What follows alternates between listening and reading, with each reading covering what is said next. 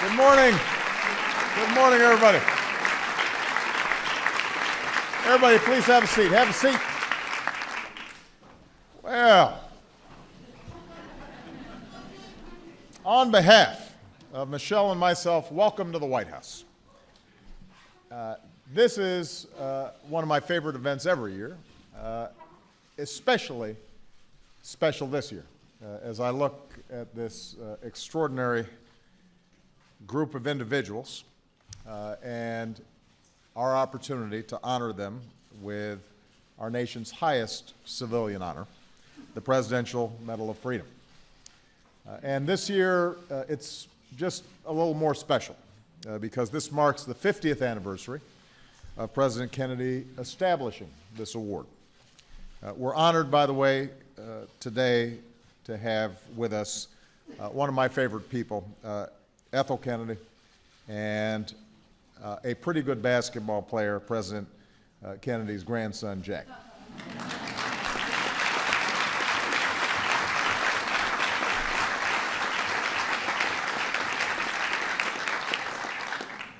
Now, this medal has been bestowed on more than 500 deserving people. Tonight, I'm looking forward to joining some of these honorees, as well as members of the Kennedy family, as we pay tribute to these 50 years of excellence. And this morning, we're honored to add 16 new names to this distinguished list. Today, we salute fierce competitors who became true champions. In the sweltering heat of a Chicago summer, Ernie Banks walked into the Cubs locker room and didn't like what he saw. Everybody was sitting around, heads down, depressed, he recalled. So Ernie piped up and said, "Boy, what a great day, let's play two."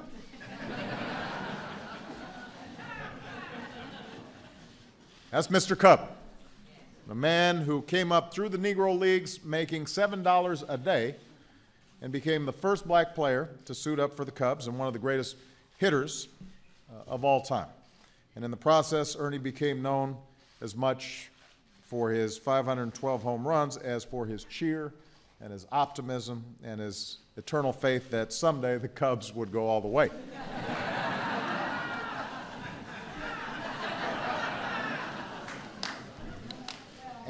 And that's serious belief.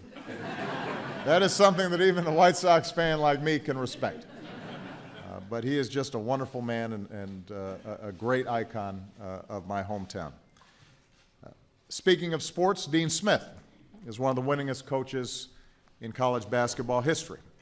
But his successes go far beyond X's and O's. Even as he won 78% of his games, he graduated 96% of his players. The first coach to use multiple defenses in a game, he was the pioneer who popularized the idea of pointing to the passer. After a basket, players should point to the teammate who passed them the ball. And with his first national title on the line, he did have the good sense to give the ball to a 19-year-old kid named Michael Jordan. Although they used to joke that the only person who ever held Michael under 20 was Dean Smith. While Coach Smith couldn't join us today due to an illness that he's facing with extraordinary courage, we also honor his courage in helping to change our country. He recruited the first black scholarship athlete to North Carolina and helped integrate a restaurant and a neighborhood in Chapel Hill. That's the kind of character that he represented on and off the court. We salute innovators who push the limits of science, changing how we see the world and ourselves. Now, growing up, Sally Ride read about the space program in the newspaper almost every day, and she thought this was the coolest thing around. When she was a PhD candidate at Stanford, she saw an ad for astronauts in the student newspaper, and she seized the opportunity. As the first American woman in space, Sally didn't just break the stratospheric glass ceiling, she blasted through it. And when she came back to Earth, she devoted her life to helping girls excel in fields like math, science, and engineering. Young girls need to see role models, she said. You can't be what you can't see. Today, our daughters, including Molina and Sasha, can set their sights a little bit higher because Sally Ride showed them the way. Now, all of us have moments when we look back and wonder What the heck was I thinking? I have that quite a bit.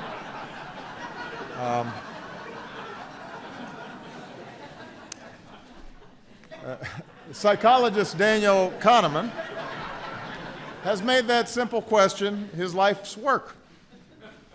In a storied career in Israel and America, he basically invented the study of human decision-making. He's helped us to understand everything from behavioral economics to does living in California make people happy?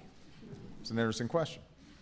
He's also been called an expert on irrational behavior, so I'm sure that he could shed some light on Washington. But what truly sets Daniel apart is his curiosity, guided by his belief that people are endlessly complicated and interesting. At 79, he's still discovering new insights into how we think and learn, not just so we understand each other, but so we can work and live together more effectively. Dr. Mario Molina's love of science started as a young boy in Mexico City in a homemade laboratory in a bathroom at home. And that passion for discovery led Mario to become one of the most respected chemists of his era. He was awarded the Nobel Peace Prize, or the Nobel Prize rather, not only for his path-breaking research, but also for his insistence that when we ignore dangerous carbon emissions, we risk destroying the ozone layer and endangering our planet.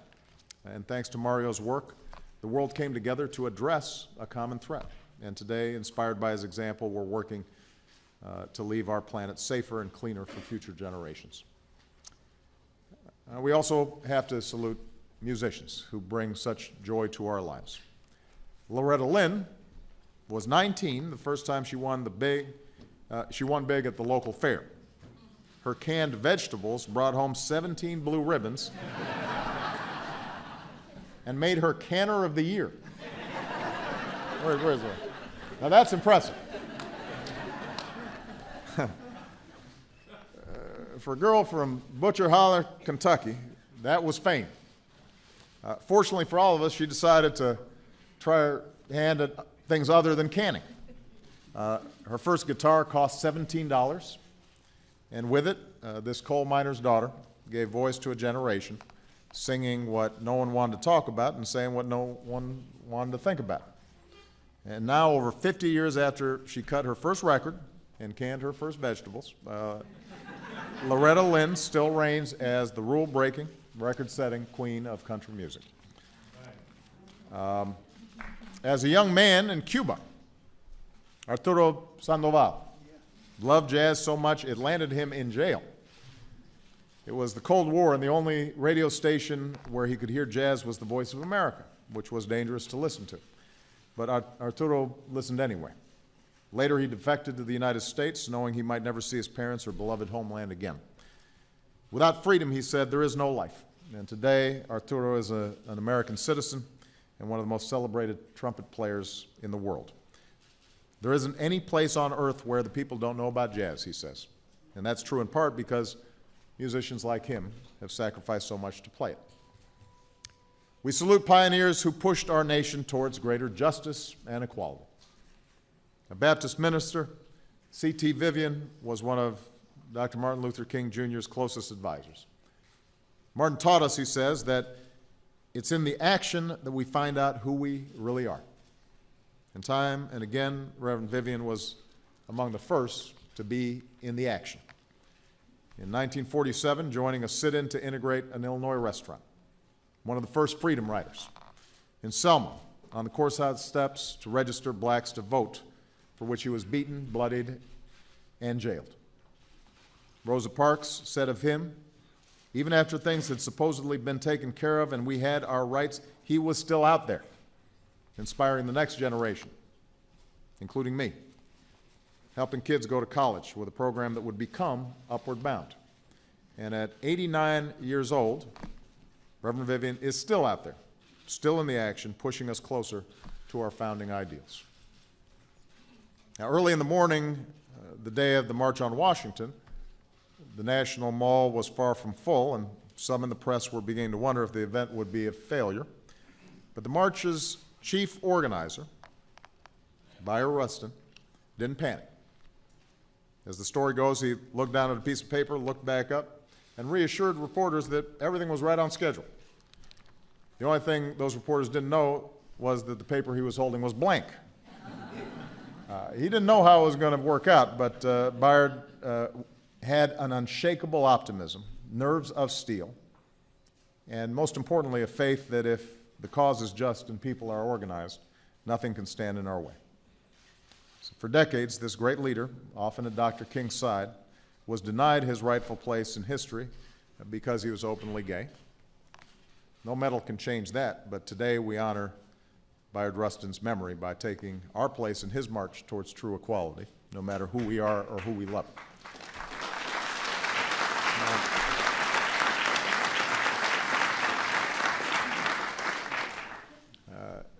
Speaking of game changers, disruptors, there's a young girl named Gloria Steinem who arrived in New York to make her mark as a journalist, and magazines only wanted her to write articles like, "How to Cook Without Really Cooking for Men."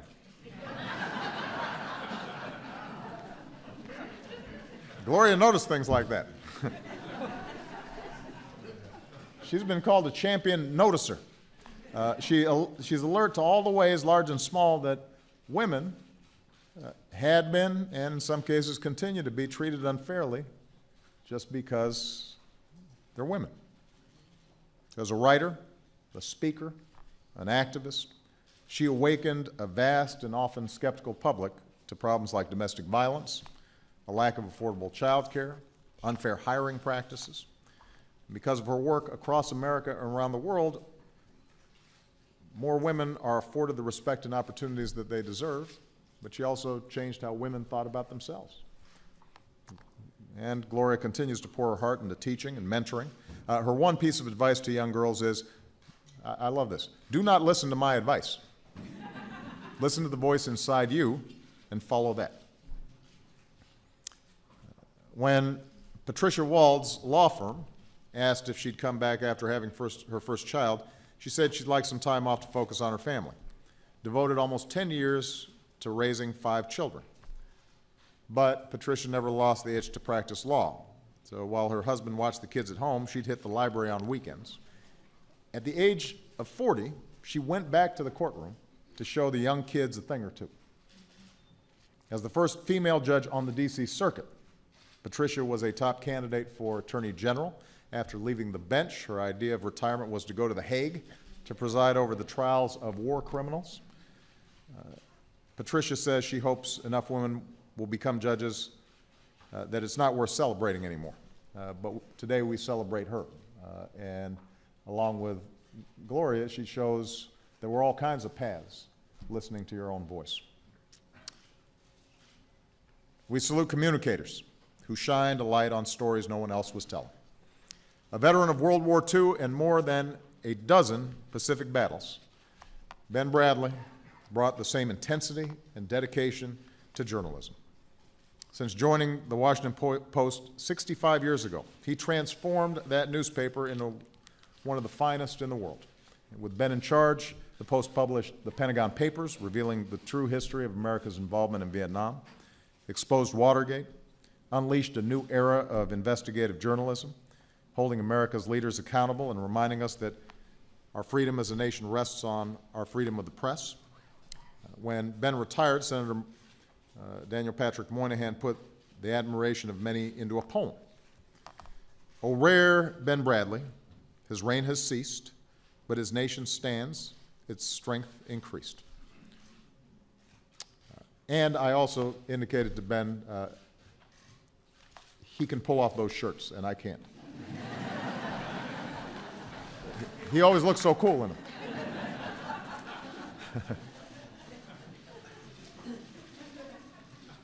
Early in Oprah Winfrey's career, her bosses told her she should change her name to Susie. I have to pause here to say I got the same advice. They didn't say I should be named Susie, but they suggested I should change my name. People can relate to Susie. That's what they said. It turned out, surprisingly, that people could relate to Oprah just fine. In more than 4,500 episodes of her show, her message was always, you can. You can do, and you can be, and you can grow, and it can be better. And she was living proof, rising from childhood poverty and abuse to the pinnacle of the entertainment universe. But even with 40 Emmys, the distinction of being the first black female billionaire, Oprah's greatest strength has always been her ability to help us discover the best in ourselves. Michelle and I count ourselves among her many devoted fans and friends. As one of those fans wrote, I didn't know I had a light in me until Oprah told me it was there. What a great gift. And finally, we salute public servants who strengthened our nation. Daniel Inouye was a humble man and didn't wear his Medal of Honor very often. Instead, he liked to wear a pin representing the Good Conduct Medal he earned as a teenage private. To behave yourself takes special effort, he said, and I did not want to dishonor my family. Danny always honored his family and his country, even when his country didn't always honor him. After being classified as an enemy alien, Danny joined a Japanese-American unit that became one of the most decorated in World War II.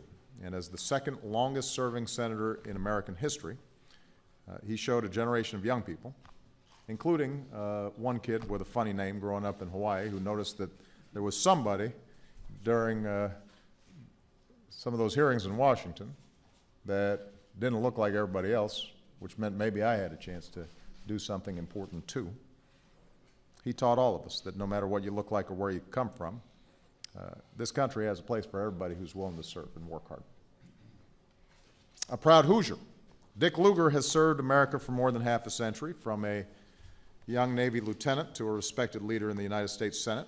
I'll always be thankful to Dick for taking me, a new junior senator, under his wing, including travels together to review some of his visionary work, the destruction of the Cold War arsenals in the former Soviet Union, something that doesn't get a lot of public notice, but was absolutely critical to making us safer in the wake of the Cold War. Now, I should say, traveling with Dick, you get close to unexploded landmines, mortar shells, test tubes filled with anthrax and the plague. His legacy, though, is the thousands of missiles and bombers and submarines and warheads that no longer threaten us because of his extraordinary work. And our nation and our world are safer because of this statesman.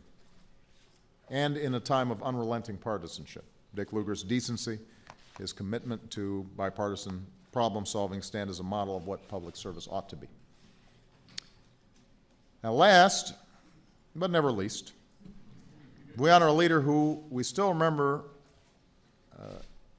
with such extraordinary fondness. He still remembers, as a child, waving goodbye to his mom, tears in her eyes, as she went off to nursing school so she could provide for her family. And I think lifting up families like his own became the story of Bill Clinton's life. He remembered what his mom had to do on behalf of him. And he wanted to make sure that he made life better and easier for so many people all across the country that were struggling in those same ways and had those same hopes and dreams. So as a governor, he transformed education so more kids could pursue those dreams. As president, he proved that with the right choices, you could grow the economy, lift people out of poverty. We could shrink our deficits and still invest in our families, our health, our schools, science, technology. In other words, we can go farther when we look out for each other. And as we've all seen, as president, he was just getting started. He doesn't stop. He's helped lead relief efforts after the Asian tsunami, Hurricane Katrina, the Haiti earthquake. His foundation and global initiative have helped to save or improve the lives of literally hundreds of millions of people. And of course, I am most grateful for his patience during the endless travels of my Secretary of State.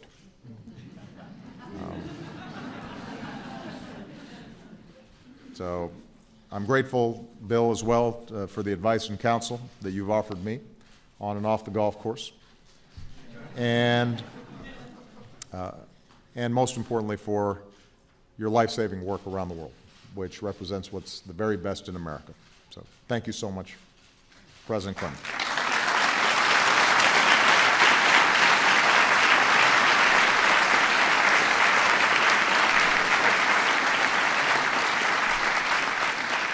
So these are the recipients of the 2013 Presidential Medal of Freedom. These are the men and women who, in their extraordinary lives, remind us all of the beauty of the human spirit, the values that define us as Americans, the potential that lives inside of all of us. I could not be more happy and more honored to participate in this ceremony here today. With that, what I would like to do is invite our honorees to just sit there and let all of us stand and give you a big round of applause.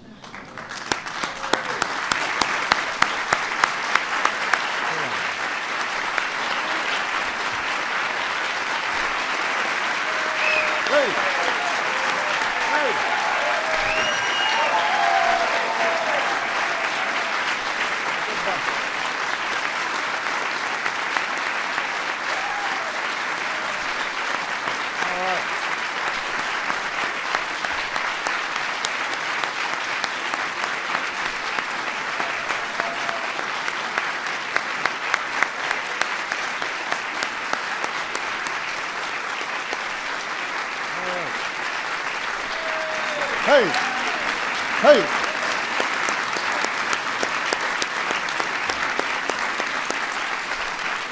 All right. I guess we should actually give them the medals, though. So, where are my, there, here we go. Lee, you want to hit it? Yes. Presidential Medal of Freedom recipients. Ernie Banks.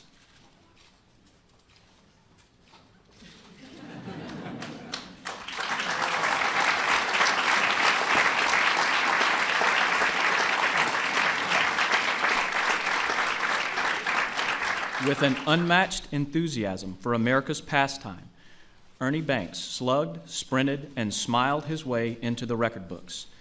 Known to fans as Mr. Cub, he played an extraordinary 19 seasons with the Chicago Cubs, during which he was named to 11 All-Star teams, hit over 500 home runs, and won back-to-back Most Valuable Player honors. Ernie Banks was elected to the Baseball Hall of Fame in 1977, and he will forever be known as one of the finest power hitters and most dynamic players of all time.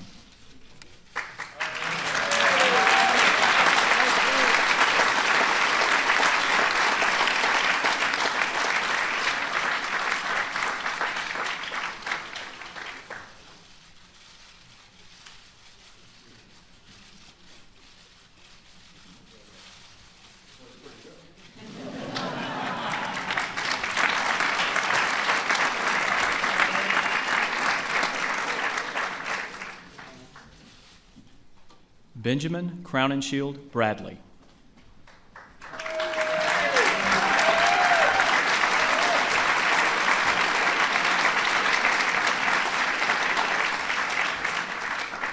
A titan of journalism, Benjamin Crowninshield Bradlee is one of the most respected newsmen of his generation. After serving our nation in World War II, Ben Bradlee went on to defend liberty here at home. Testing the limits of a free press during his tenure as executive editor of The Washington Post, he oversaw coverage of the Watergate scandal and successfully challenged the federal government over the right to publish the Pentagon Papers. His passion for accuracy and unyielding pursuit of truth continue to set the standard for journalism.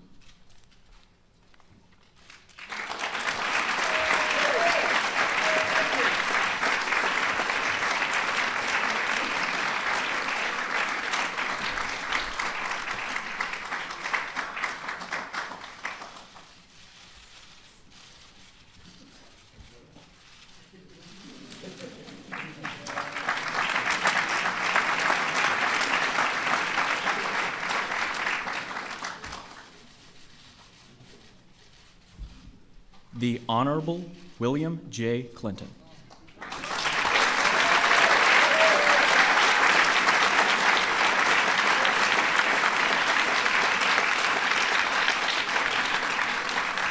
Among the finest public servants of our time, President William J. Clinton argued cases for the people of Arkansas, served his state in the governor's mansion, and guided our nation into a new century. As the 42nd President of the United States, Bill Clinton oversaw an era of challenge and change, prosperity and progress. His work after leaving public office continues to reflect his passionate, unending commitment to improving the lives and livelihoods of people around the world. In responding to needs both at home and abroad, and as founder of the Clinton Foundation, he has shown that through creative cooperation among women and men of goodwill, we can solve even the most intractable problems.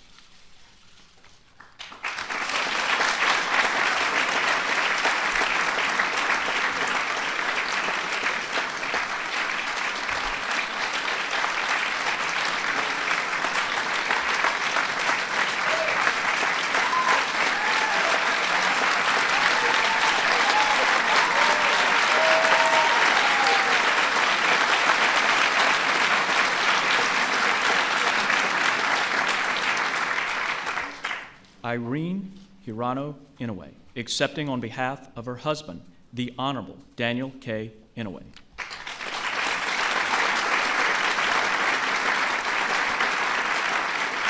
A true patriot and dedicated public servant, Daniel K. Inouye understood the power of leaders when united in common purpose to protect and promote the tenets we cherish as Americans. As a member of the revered 442nd Regimental Combat Team, Daniel Inouye helped free Europe from the grasp of tyranny during World War II, for which he received the Medal of Honor. Representing the people of Hawaii, from the moment the islands joined the Union, he never lost sight of the ideals that bind us across the 50 states.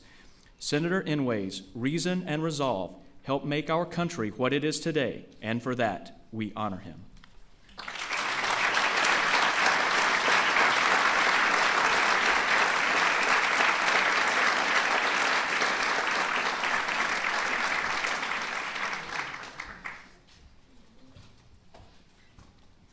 Dr. Daniel Kahneman.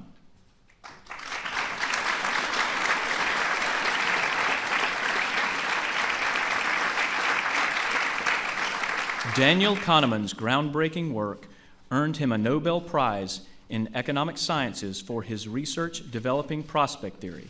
After escaping from Nazi-occupied France as a young boy and later joining the Israel Defense Forces, Dr. Kahneman grew interested in understanding the origins of people's beliefs, combining psychology and economic analysis, and working alongside Dr. Amos Tversky. Dr. Kahneman used simple experiments to demonstrate how people make decisions under uncertain circumstances, and he forever changed the way we view human judgment.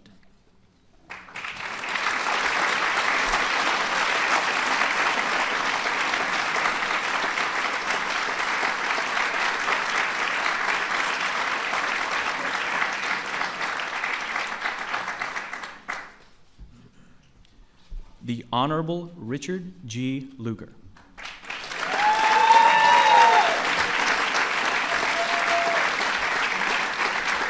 Representing the state of Indiana for over 3 decades in the United States Senate, Richard G. Lugar put country above party and self to forge bipartisan consensus.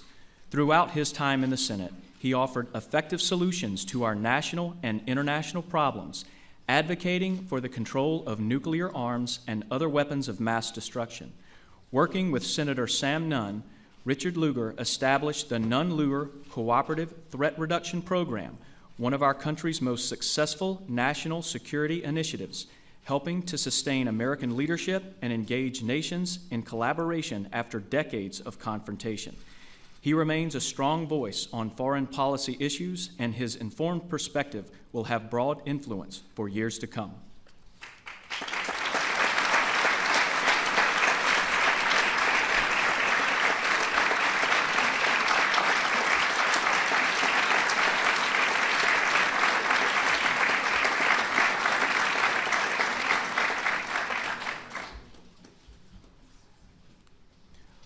Loretta Lynn.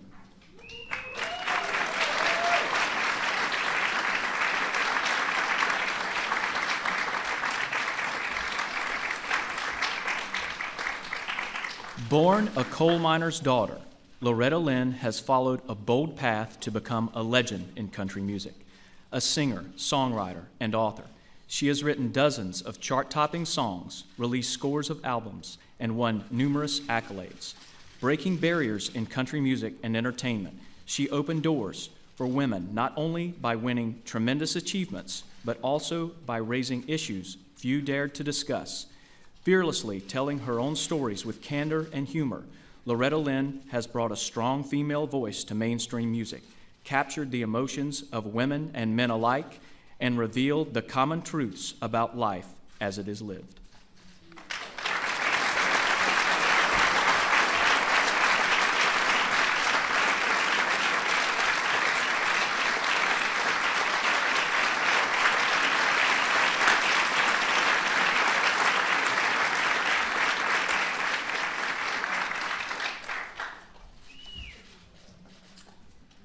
Dr. Mario Molina.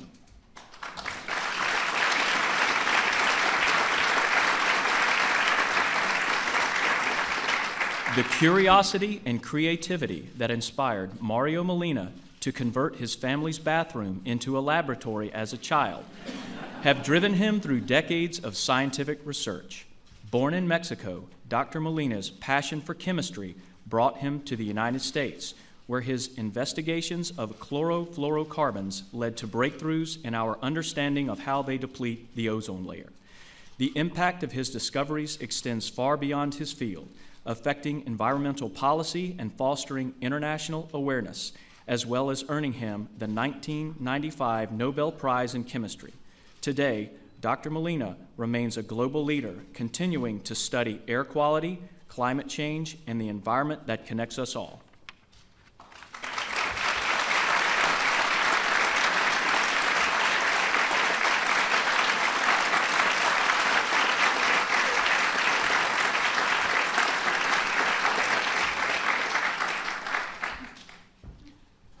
Tam O'Shaughnessy, accepting on behalf of her life partner, Dr. Sally K. Ride.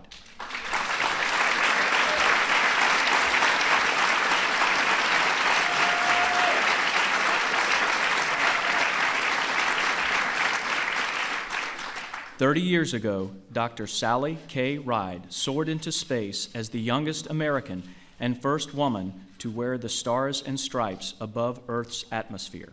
As an astronaut, she sought to keep America at the forefront of space exploration. As a role model, she fought tirelessly to inspire young people, especially girls, to become scientifically literate and to pursue careers in science, technology, engineering, and math. At the end of her life, she became an inspiration for those battling pancreatic cancer and for the lesbian, gay, bisexual, and transgender community. The tale of a quiet hero, Sally Ride's story demonstrates that the sky is no limit for those who dream of reaching for the stars.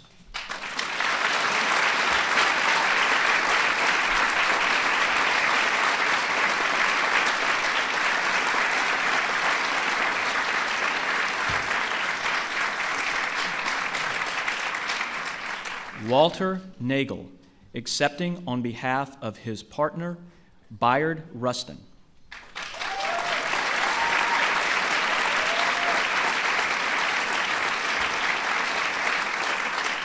Bayard Rustin was a giant in the American civil rights movement. Openly gay at a time when many had to hide who they loved, his unwavering belief that we are all equal members of a single human family took him from his first freedom ride to the lesbian, gay, bisexual, and transgender rights movement. Thanks to his unparalleled skills as an organizer, progress that once seemed impossible appears in retrospect to have been inevitable. 50 years after the March on Washington he organized, America honors Bayard Rustin as one of its greatest architects for social change and a fearless advocate for its most vulnerable citizens.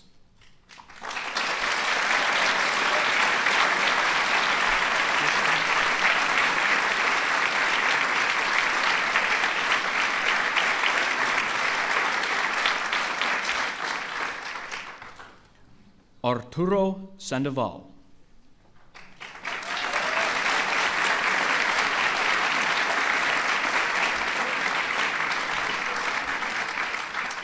Arturo Sandoval is one of the world's finest jazz musicians.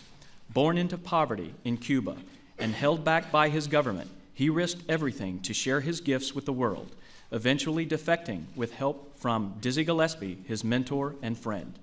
In the decades since, this astonishing trumpeter, pianist, and composer has inspired audiences in every corner of the world and awakened a new generation of great performers.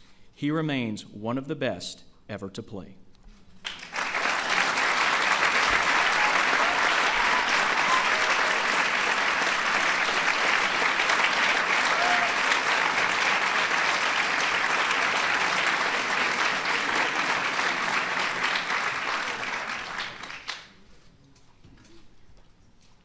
Linnea Smith, accepting on behalf of her husband, Dean E. Smith.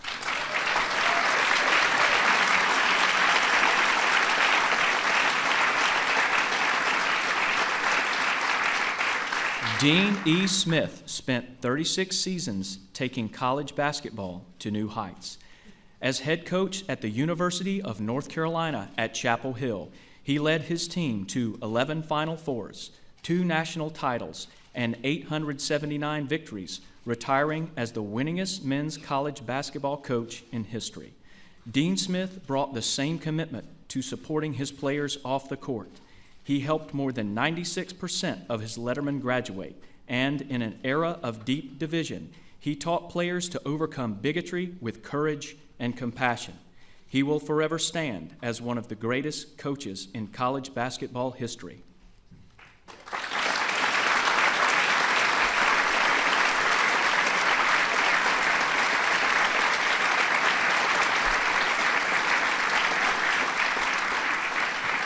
Gloria Steinem.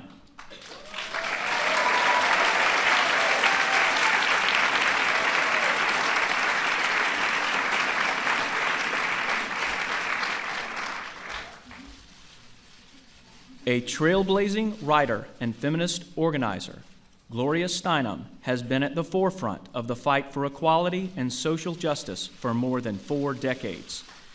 Instrumental to a broad range of initiatives and issues, from establishing Ms. Magazine and Take Our Daughters to Work Day to pushing for women's self-empowerment and an end to sex trafficking. She has promoted lasting political and social change in America and abroad. Through her reporting and speaking, she has shaped debates on the intersection of sex and race, brought critical problems to national attention, and forged new opportunities for women in media. Gloria Steinem continues to move us all to take up the cause of reaching for a more just tomorrow.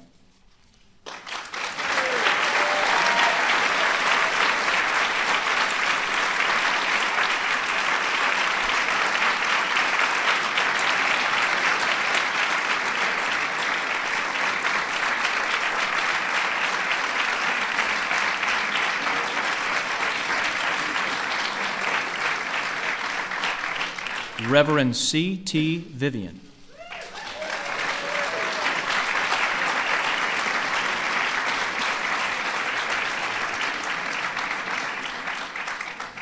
Equipped only with courage and an overwhelming commitment to social justice, the Reverend C.T. Vivian was a stalwart activist on the march toward racial equality. Whether at a lunch counter, on a freedom ride, or behind the bars of a prison cell, he was unafraid to take bold action in the face of fierce resistance. By pushing change through nonviolent demonstration and advocacy, C.T. Vivian established and led numerous organizations to support underserved individuals and communities. His legacy of combating injustice will shine as an example for generations to come.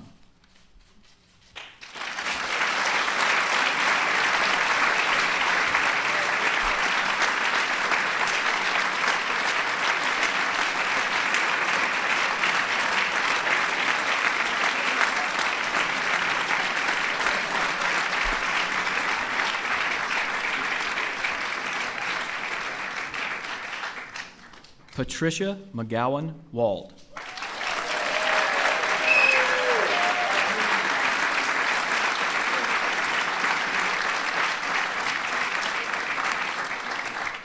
Patricia McGowan Wald made history as the first woman appointed to the United States Court of Appeals for the District of Columbia Circuit. Rising to Chief Judge of the court, she always strove to better understand the law and fairly apply it. After leaving federal service, Judge Wald helped institute standards for justice and the rule of law at the International Criminal Tribunal for the former Yugoslavia in The Hague.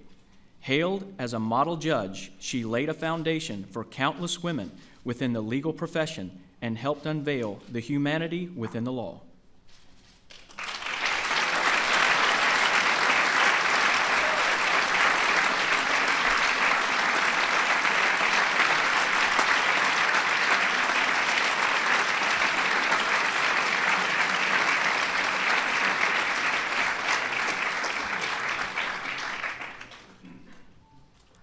Oprah G. Winfrey.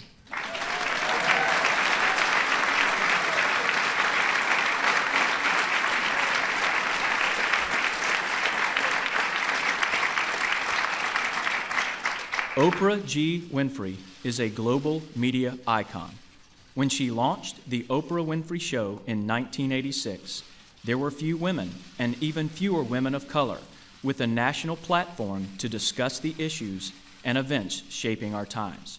But over the 25 years that followed, Oprah Winfrey's innate gift for tapping into our most fervent hopes and deepest fears drew millions of viewers across every background, making her show the highest-rated talk show in television history. Off-screen, Oprah Winfrey has used her influence to support underserved communities and to lift up the lives of young people, especially young women, around the world.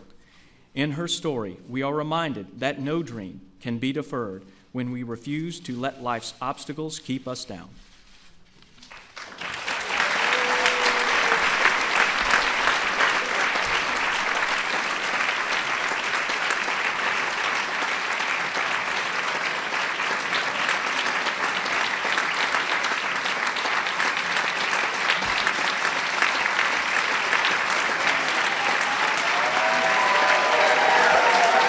Medal of Freedom honorees, please.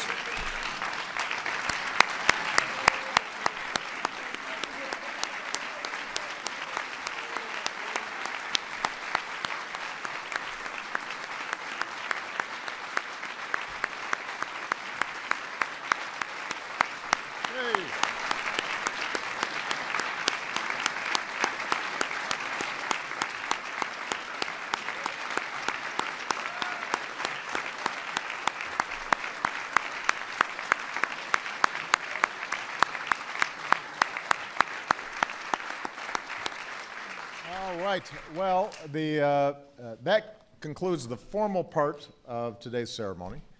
I want to thank all of you for being here. Obviously, we are deeply indebted to those who we honor here today. And we're going to have an opportunity to take some pictures with the honorees and their family members. The rest of you, I understand the food here is pretty good. So I hope you enjoy the reception. And I hope we carry away from this a reminder of what JFK understood to be the essence of the American spirit, that it's represented here, and some of us may be less talented, but we all have the opportunity to serve and to open people's hearts and minds, in our smaller orbits. So I hope everybody's been inspired as I have been participating and being with these people here today. Thank you very much, everybody.